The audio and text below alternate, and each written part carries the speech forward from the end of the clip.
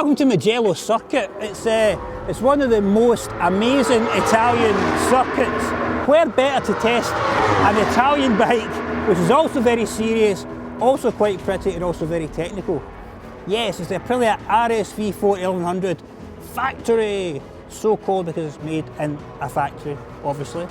So we're going to go and have a bit of a blast. See how she goes round here. Sounds good, doesn't it?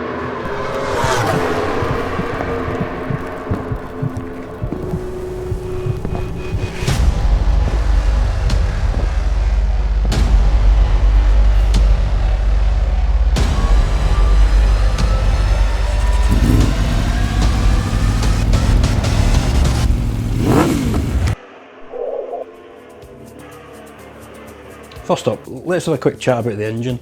It's Aprilia's 65-degree V4 16 valve double overhead cam unit.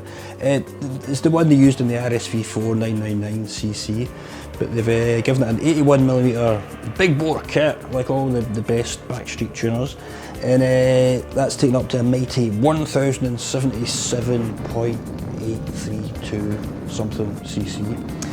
It's the same capacity as on the Tony 1100 that's been out for a few years now, and but on top of the Toro engine you get an extra injector per cylinder for a total of 8 injectors all round.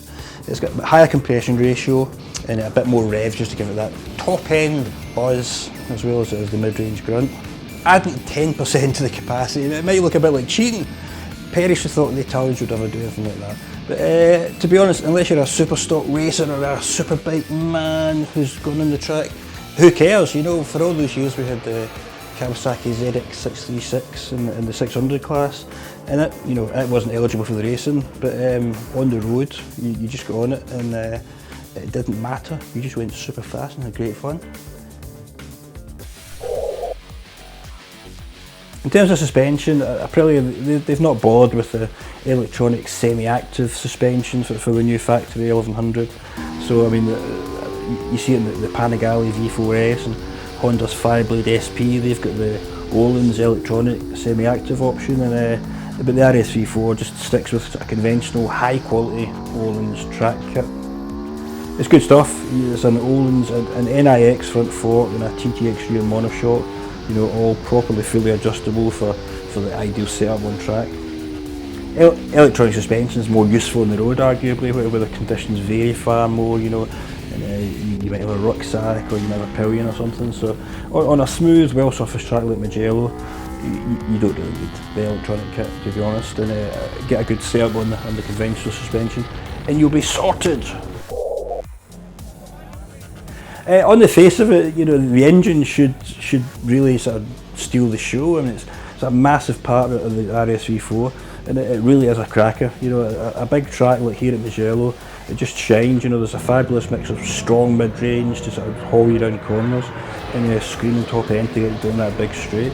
But I think the way the chassis feels, it just pips the more in terms of the experience. You know, I mean, it's a lot of power, a lot of torque, and taming that is not an easy job. But Aprilia's done really well. You know, you can see the top guys and girls working on that. It's really agile, you know, around the sort of slower, tighter bends here, and but massively stable down the main straight. And you get the feeling you could easily get, you know, a really sort of spot on setup for any track that you want to go on. What do we not like? Oh, I don't know. 21 grand's a lot of money for a bike, but it's a lot of bike for the money, I suppose. I'm not sure about the all black paint option. I think it's a bit subdued. They were going on about it being all carbony and high quality and all that. Look back at my notes from the ride today.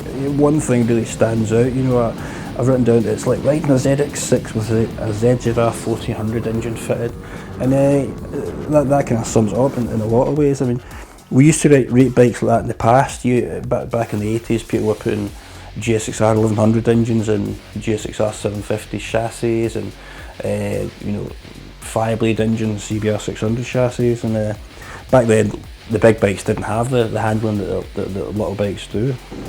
It did, but now you know, later bikes do the business in terms of handling just as good as the smaller bikes.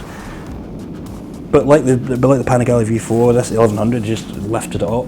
You know, it's lifted the engine performance to another level, and it really is. You're 200 horsepower at the tyre, and you know, it's 110 newton meters of torque or whatever it is. That's what you get from it. It's more than what you get from a Hayabusa or something. And if you look at the sort of chassis package and the steering geometry, you know, it's almost sportier than a 600. So you could argue that you've got almost more power than a Hayabusa and something that's smaller and sharper than even the old 400s that we used to ride years ago.